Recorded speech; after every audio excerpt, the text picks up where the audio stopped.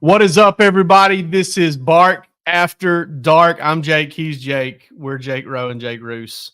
And as some people like to call us, Mountain Jake and Swamp Jake, I think it is. Is that what it is? Florida Jake, I believe. Oh, Jesus Christ. Hey, I've never lived in Florida in my life. You live in Tennessee, brother. Oh, no, it's true. It's true. It's unfortunately true. Now, hey, before we get started, we always kind of give the disclaimer on Bark After Dark. This is a very unserious show. We just get on here, we goof off, we have some laughs. It's a exercise in self-indulgence, as I coined on the first show, and that is what it remains. So if you're looking for Georgia football talk, probably not the place to come. We do the Georgia show on the same channel. Tune into that, man. We get you covered on everything there. But if you want to have a few laughs, hang out, shoot the shit with you boys, this is the place to do it. No doubt about it. And the funny thing is, I was looking at our stuff and just kind of going through and doing a check on our different shows on our podcast platform and on this, and I came across the description for this show, and I had to change a couple things because actually in the description of the show we were saying, "Hey, come here for some Georgia football talk." Yeah, no, we got off the rails with that real quick. I don't think we have not done one episode, I think, fully devoted to Georgia. Not fully devoted to Georgia. I mean, we did do those episodes in the past with Justin Williams and Joseph Jonah, John Ye, Nate Frazier, that kind of stuff. We need to get our man Bernard Townsend on again. Justin Williams' father still texts with Bernard from time to time, and he is an absolute riot. One of the best dudes ever, one of the best guests we've ever had, one of the best shows we've ever had, Roos. I was looking back through, I guess we could have talked about this a couple weeks ago whenever we did State of the Show, but Kendall Milton's dad coming on ended up being, I mean, we couldn't keep my man on the line because he was driving in the car. Yeah, Chris was great. But you knew Chris was going to be great, man. I mean, he's tremendous. Anytime I've had the chance to interact with him, he's always been a great guy and certainly not short of words, which I appreciate for our podcast. Yeah, totally. That's always great. JD, looking at the JD show from last week too, that one seems to be doing really well, and folks seem to be liking that one a lot too. So, which was a lot of fun. I actually went back and went and did some cut ups from that stuff. I really enjoyed listening back to JD and maybe some stuff I didn't hear him say in real time because, got some producer responsibilities going on and stuff like that. But it was nice to go back and listen to that one. No doubt. I mean, we've been lucky. We've had some great guests. We don't have a guest today. So we are just going to wing it, which is what we typically do in these scenarios. And we drew up a show plan, I think, about 3 seconds before we came on air. So hey, and if folks want to know, the show plan is still being tossed together. Because I just kind of came up with something because I'd sent a link to somebody earlier this morning. Roos, little segment here. What have you found on the internet lately? Oh boy, that's an interesting question. I got to tell you, I've really been enjoying following the Olympics via the internet, primarily because I don't a lot of it, I just don't have time to sit down and watch. I don't have TV at my house. So if I'm going to watch it, I have to be somewhere else. But I got to tell you, man, like there's a few standout people in this Olympics that have really caught my attention. That Turkish guy, the shooter, I don't know if you've seen this guy. I saw somebody say hats off to the marksman from Turkey for finishing second on purpose so that people don't know that he's a hitman. Absolutely. The guy showed up, like everybody's like geared to the hilt, like just covered in thousands of dollars worth of shooting gear. This guy's in a t-shirt and looks like he's gonna go. I thought he was in I pictured him. For some reason, I thought he was in a collared shirt. I thought he was in I pictured him in like a Chaps, Chaps, a plain white Chaps polo that he bought from Kohl's. No, he had on a dry fit like t-shirt and no gear whatsoever, no earmuffs, none of the crazy things to blind one eye or whatever. I mean, my man's just showed up rocking the shirt. I thought it was tremendous. The guy is fantastic. I'm a big fan. The other thing that I have found a lot lately, one of the biggest things that I've been enjoying is there's a new Twitter account, not new, but newish, called Norm Macdonald Joke of the Day. And I'm a huge Norm Macdonald fan. Yeah, who's not? I follow that thing religiously. And to be honest with you, those jokes have lost absolutely nothing over time. So one of the things I love about Norm Macdonald, I always have, is when he was on Saturday Night Live and when he did Adam Sandler movies and all that different stuff, he just so effortlessly got out of the way and was funny when you ask him to be.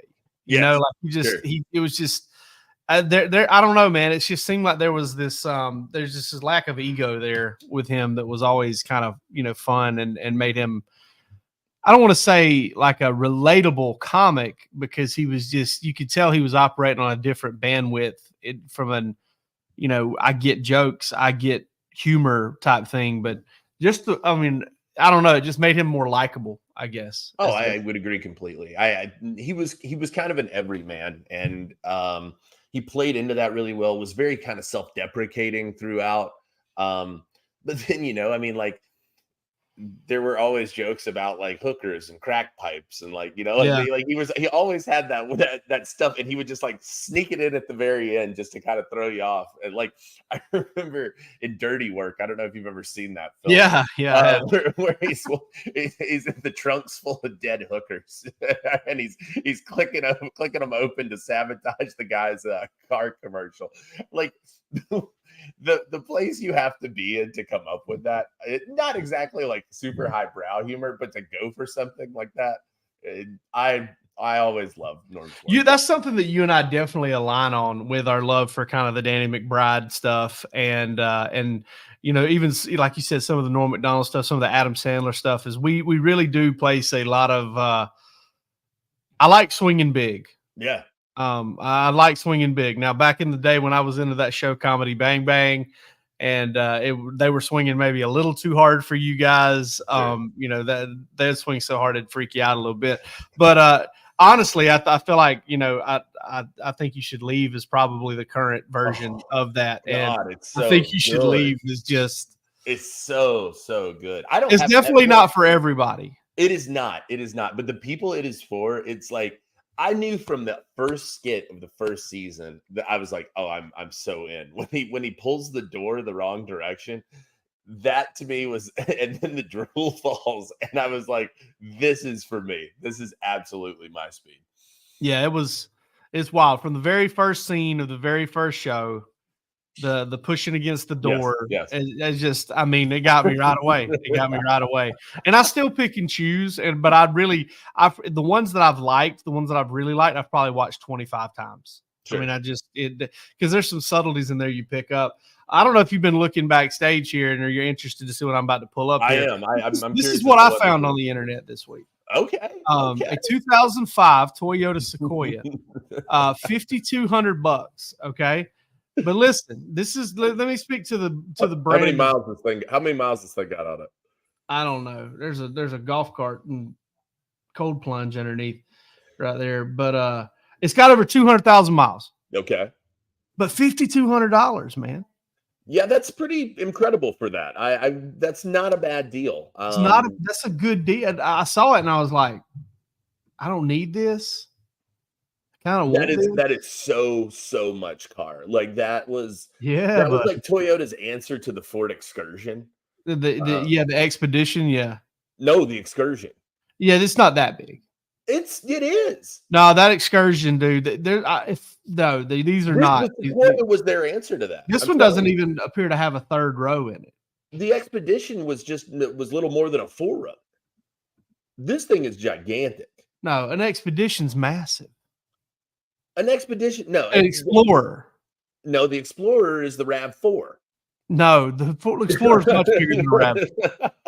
I'm just telling you, as somebody who has thoroughly researched third row vehicles, the Explorer is bigger than a RAV4. RAV4s are tiny little things. Okay, so would that be the Escape then, perhaps? That would kind of be the Escape if we're going Ford to Ford, and then technically the Explorer would be more like the Highlander now. Oh yeah, okay, sure, I can see that. Yeah, and then the 4Runner kind of has its own little thing, and this Toyota Sequoia is kind of their, they've got the 4Runner and the Land Cruiser that are kind of their sport. All right, the so Land Cruiser is basically just a sporty version, is like a high upside version of this. What are you going to do with this? What's your plan for this Toyota Sequoia? I don't know, man. You're doing what I do, which is you're just out here. What would my life be like if I put something else in it? Yeah, exactly. You're just over here doing the double M, as Noah Sims's father says, the mental masturbation. This is like you're like what is this? What is this? What if I could get this? This seems like a good deal. Do I need a Toyota Sequoia? Probably not. No. But I could get one. Yeah. That would be no, really the thing that caught my eye was like, all right, I've got a vehicle here that's 19 years old. Then this is the reputation this particular make and model come from, is like, I've got a vehicle that's 19 years old. It's got over 200,000 miles on it. And I could probably call and get this for $5,000, if not a little bit under.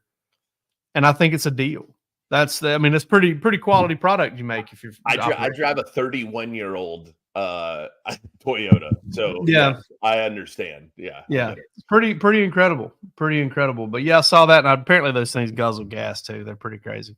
Yeah, those V8s are gnarly. All right, let's move into what we plan to talk about tonight. Before I just invented a little segment there on the front end of something. And listen, Andrew Smart is competing in the Little League World Series, or not Little League World Series qualifier, whatever it's called.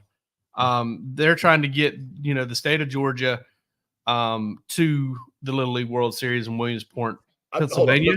I do want to say, I don't know if you know this, but Jake Fromm was in the Little League World Series at one point. You're kidding. I don't know if you never made that connection. I never knew that. Yeah. Some fresh stuff for you there. Little insight from Bark After Dark. Are you joking? Something you're only going to get here. Are you being sarcastic right now? I'm serious. I didn't know that. I was trying to like really see if I could sell it, and I just can't do it. We just got beat over the head with that one. Yeah, that and Clayton Kershaw and Matt Stafford went to high school. Yeah, that's a big one. We had a couple. We were talking about those Southern sayings a little while back. We had a couple on. My brother used to say that Robert Smith, the running back for the Minnesota Vikings back in the day, he went to what's it called? Ohio State. He went to Ohio State. My brother used to claim that he was a genius. And every time he came on the television, he'd be like, "Hey, man, have you ever heard this? Robert Smith's a genius." And he did it without a sense of irony at all. Oh, he meant it. Yeah, like 12 to 15 times. Until finally my dad and I, anytime we saw him, we would bring it up first. Is that true? I don't know. Where did that even originate from? I don't know, man. I don't know. Maybe he just looks smart. Okay, that's possible. Maybe he just looks smart. But anyway, so Andrew Smart is up in they're trying to get to Williamsport, Pennsylvania. And Roos and I got to think about, what if your dad was famous? What if you're like, that kind of a topic we wanted to explore. What if your dad was famous? And Roos's dad is a little bit famous, and mine is. He's not at all. I'm not famous, and I'm more famous than my dad. So yeah, that's the real truth of the matter. He's famous among the people who matter. I don't think I would do very well with it. I wouldn't either, man. With you, this is not a scenario that I would thrive in. If I had been in the public eye most of my life, if my parents had excess wealth, if I had probably, some of the fine things that affords you in terms of probably, getting a little pass on some things. If you get into some trouble, that can kind of disappear. This is not a scenario I would thrive in. I don't think. I think I would enjoy it. I think I would be I think I could be a good celebrity's kid, if that makes sense. If you get what I'm saying by that, like, I could be a bit of a socialite. There's no doubt. I could show up to parties and gatherings, and that I could, I'd probably end up with a stint or three in rehab. I would. Yeah, say, need to be some prayers said for my nostrils, probably. Chappaquiddick. Once again, I mean, 2 shows in a row. I think that no, man, this is like I admire people who I shouldn't say admire. That's not probably the right word. I do kind of feel for people who have to deal with it because I think it's got to be weird, man. Like your life is just not normal. And I guess maybe you don't know any different if that's just how it's always been. But there's got to be times in your life, I would think, where you're like, man, like I wish we could just like go to Walmart with dad, or I wish we could just like go hang out and get some chicken fingers or something. Andrew Smart's never going to have that opportunity. I mean, to go sit with his dad and enjoy a movie, they're going to get Oh, they do that. No, there's people respectful enough to let them do it. I don't think all people are respectful enough to do that. I think most are, though. Sadly enough, the Beechwood. By the way, the Beechwood Theater. I know. I was really down. Breaks my heart. That was a great movie theater, and that was the one you could probably go to and maybe not get recognized. Sure. One Larry Munson used to go to all the time. I think it was. I just think it would be very difficult. Personally, it's not something I would personally want to deal with. I understand their pluses and minuses, just like anything else in life, and those people are going to have incredible advantages. Andrew Smart's life is going to be probably really interesting, especially comparatively to mine growing up. But I don't know that I would trade places with it, man. I really don't know. I'll tell you what, I would need somebody as demanding as Kirby Smart as my father. I do know that.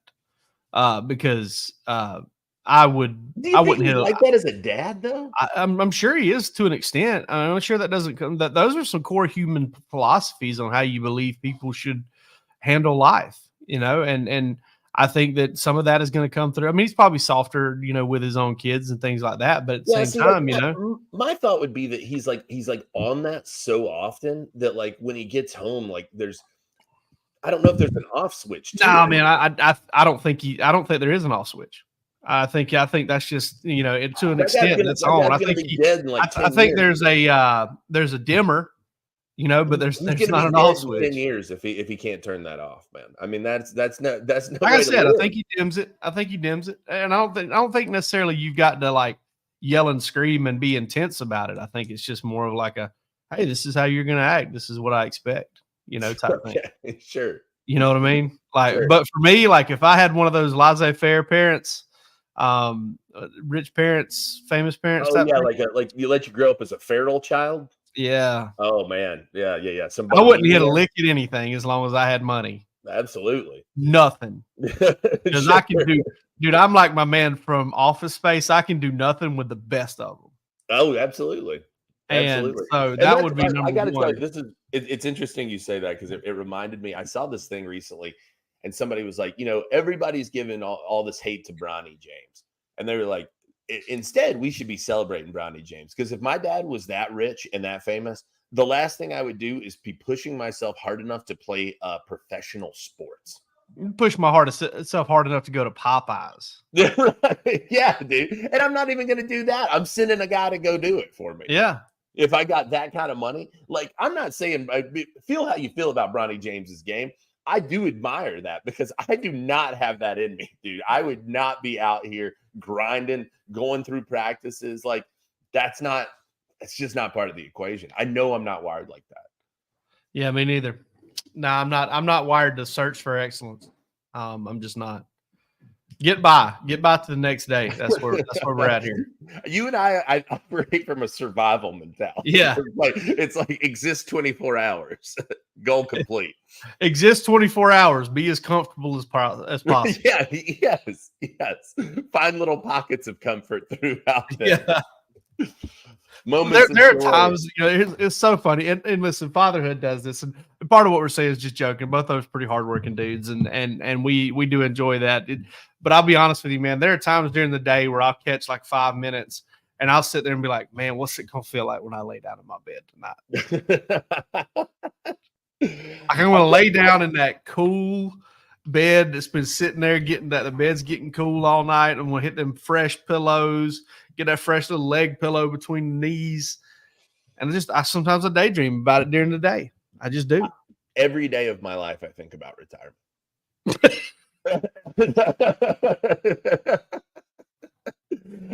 Like people are like, when we have the dream job conversation, I'm like, look, I have what I think most people would consider a dream job. Like this is a great gig. There's no question about it.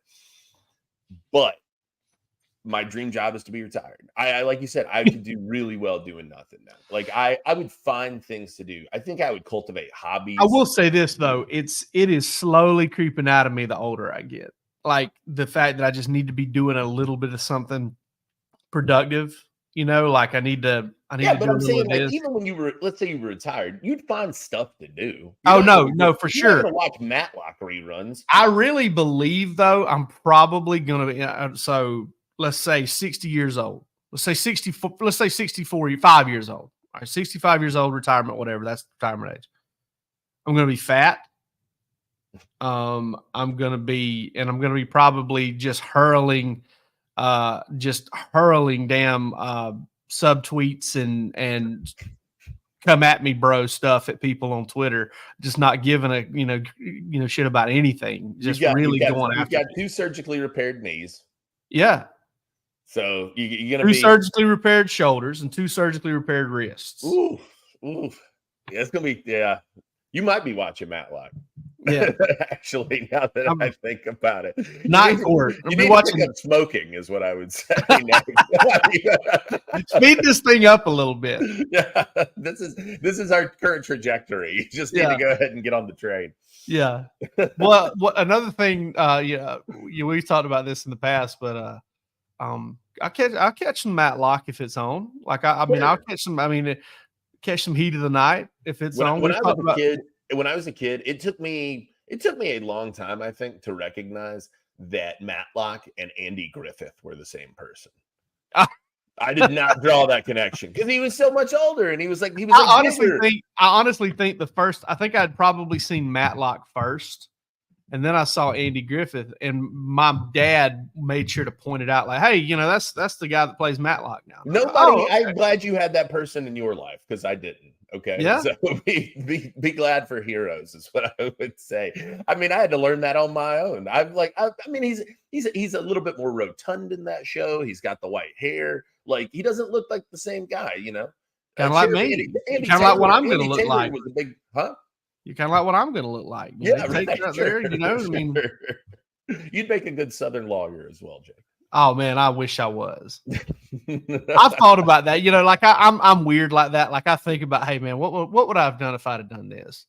And being a kind of gray suit wearing, meandering around town, small town lawyer. I ain't no big city lawyer.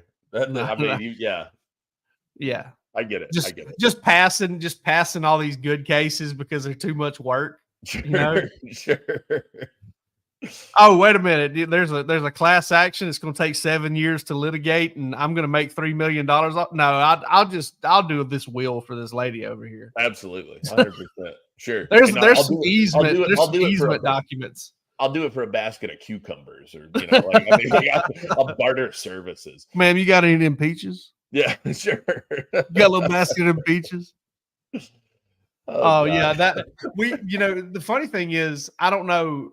Were the small town lawyers like were the guys who practice law in your tiny little towns, were they as visible as all get out like they were in mine? They were to some degree, for sure. You just knew the people, right? It was like if you needed something done, there was, 6 people to pick from, and that was it was right? For us. It was how they're dressed. Like that right there. That guy's got to be a lawyer because everybody else got on overalls. Well, I don't know. You got to understand, man, I'm like kind of hill people. So like, we didn't like get into town like that. We weren't hanging out in downtown. We were kind of off to ourselves. I got a lot of Scottish blood in us. So we were like clannish, we just kind of stayed in our little pocket and we didn't painted your faces blue and white and venture out for supplies once in a while, like we just weren't like hanging out downtown. There were people doing that. I saw them. They were hanging out on, they go sit. Yeah. Even though like, it's not what it is now. It wasn't what it is now, but y'all had that touristy thing to your town, and for us, that just wasn't the case. Right. Exactly. Sure. Yeah. So there were always interlopers floating through, and big city lawyers, and fine things. I mean, Like, I mean, there were times where you would legitimately say, "Hey, this is weird. I've never seen that person in here before."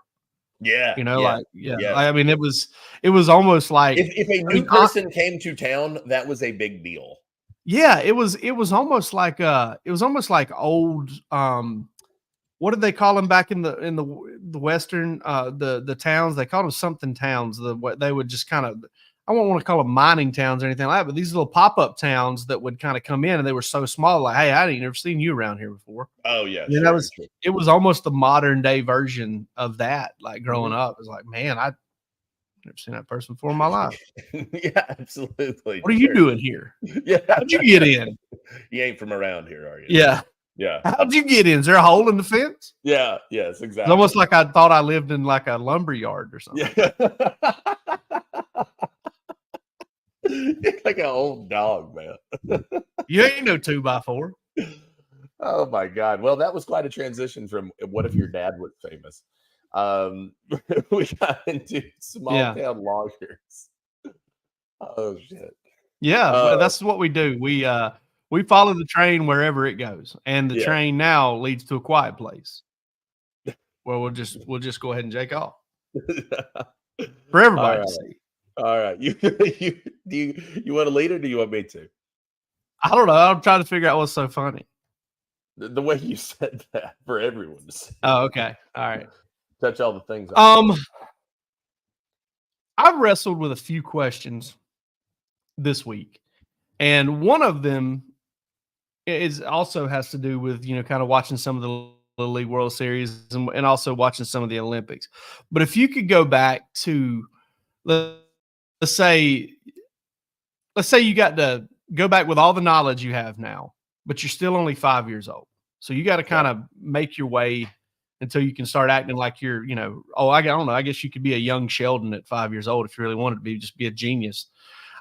What sport would you like beg to play or put yourself in to potentially set yourself up for the rest of your life? Golf. Not even a question. Knowing everything about yourself. Golf. 100%. Yeah. Yes. Easily golf. Golf. I would choose golf for a number of reasons. A, it can be very lucrative.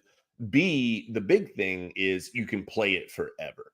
You can play, you get the old people playing golf. And that to me is the big selling point, is like most of this stuff has such a shelf life. I mean, you're not playing football. The odds of making it to pro at 40 years old are slim. You're in a vast minority if you make to 40 playing professional football.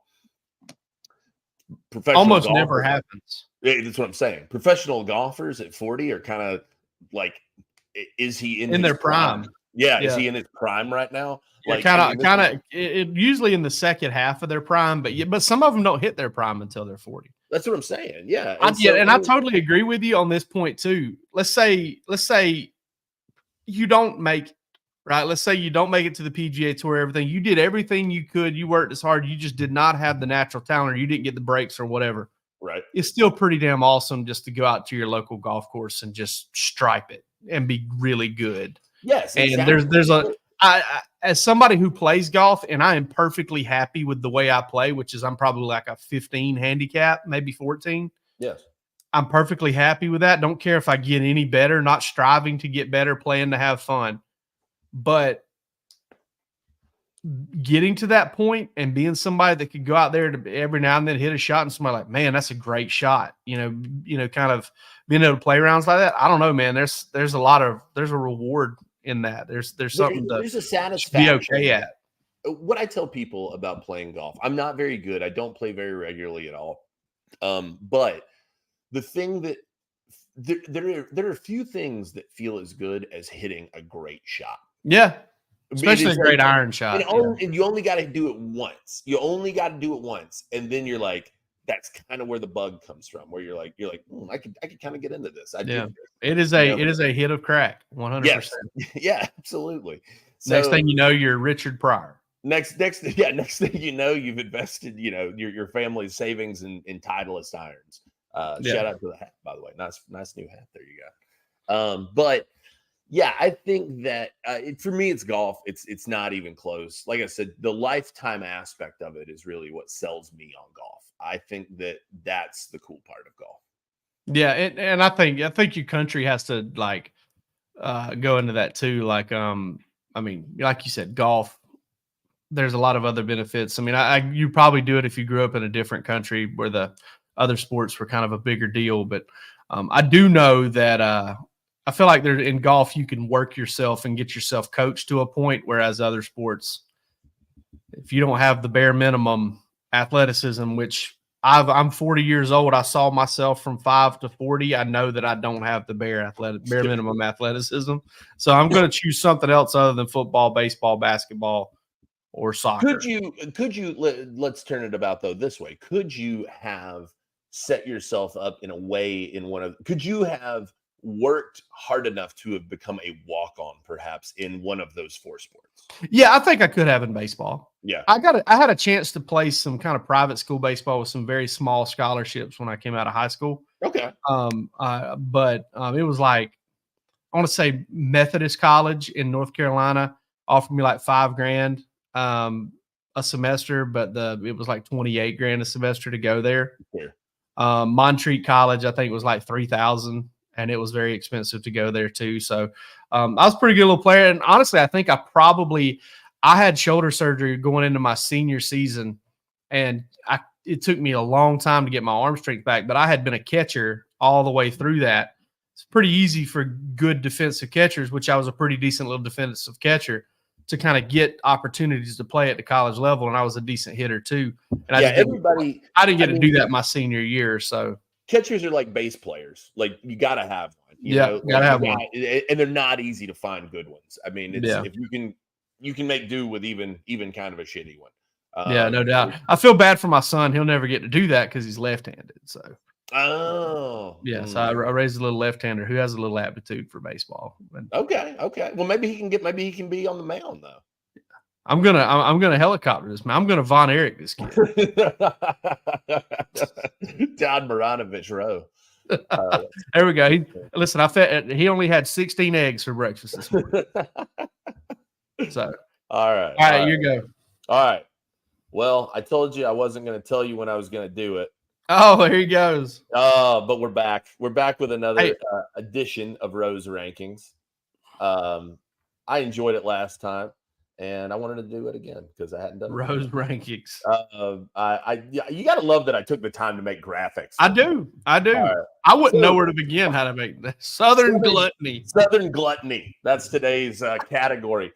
I'm loving that font. I think I typed a term paper in that font whenever I was. We're talking about Southern Gluttony, and what I mean by that is I'm going to give you 5 fried foods, and you're going to power rank them for me. That's how this is going to go. All right. Southern Gluttony, fried chicken, number 1. I just appreciate you not putting okra on here. Thank you. The fried fish, number 2. Country fried steak, number 3. Number 4, fried green tomatoes, and then lastly, the classic corn dog. Man, so country fried steak is a little nebulous. Is it? It is. Okay. Because, there's like fried cube steak, which I adore. Okay. There's chicken fried steak, which I could feed to animals that I'm just not a big fan. I'm not saying it's not edible. Like if I'm hungry and it's right there and it's the only thing there is to eat, there's a country fried steak sandwich or something with gravy, I'll eat it, but I'm not choosing it ever. So we'll just go the best version of country fried steak, which to me is fried cube steak. Okay, that's fine. Does that work?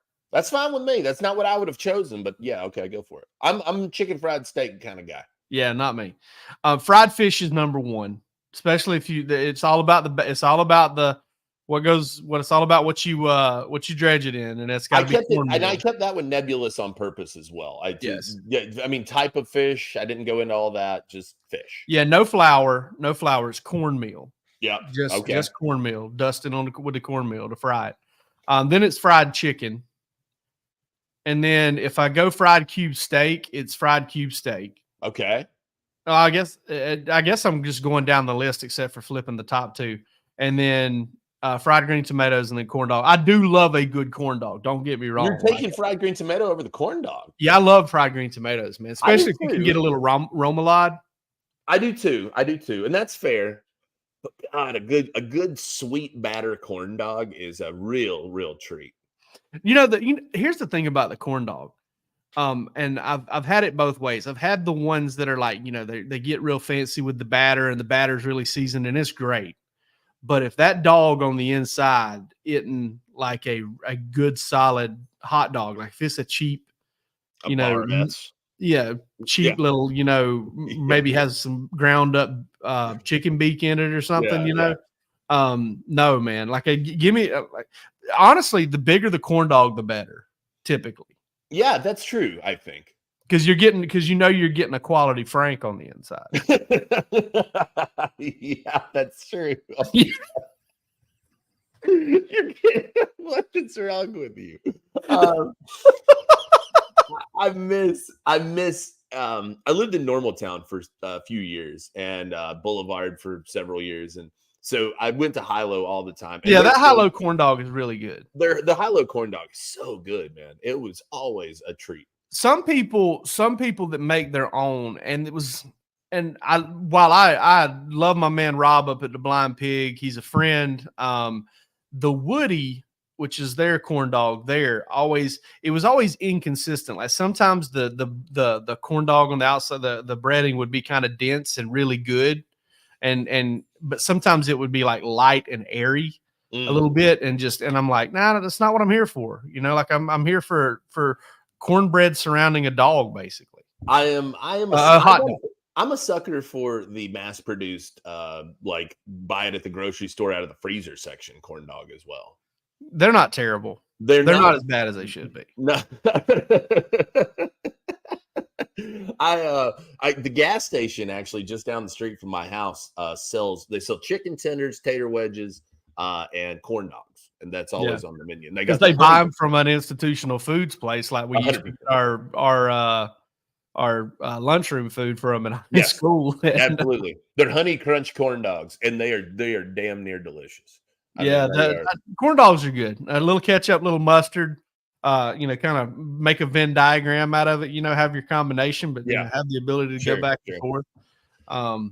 To me, the country fried steak here is intriguing because really one of the selling points to me is really it's the gravy. It's not even necessarily the meat that I'm there for. I'm there for that white gravy. Yeah.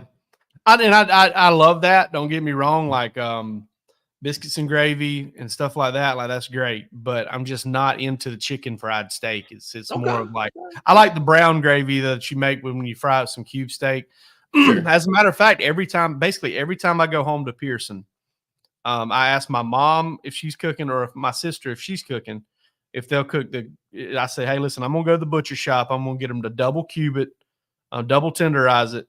And I'll buy all of it. If you'll just fry it up, cook some mashed potatoes, some biscuits. And we get down. I bet. So sometimes I'll take like if I can find 2 pieces of cube steak similarly sized, I'll throw some mashed potatoes on top of one, put some gravy on top of that, and put another one on top and eat a cube steak sandwich. That's real fat guy stuff there. Yeah, dude. Listen, I'm about, let's see, right now I'm 5'9" and a little bit of change, and weigh about 248 pounds, 250 pounds. And listen, I know I'm overweight, I'm obese. I'm working on it. All right. I'm not saying I don't care. I do. But on the inside, I am 5'9" and some change, 700 pounds. Oh yeah. You can house food almost like I should be, if I gave in to my desires of food all the time, I would be on one of those shows. you can eat almost like anybody, unlike anybody I've ever known in my life. I love it so much. Sometimes I just eat to entertain myself, and it's like us having a 45-minute conversation after I just got through with some chicken wings. Yeah. I mean, those chicken wings.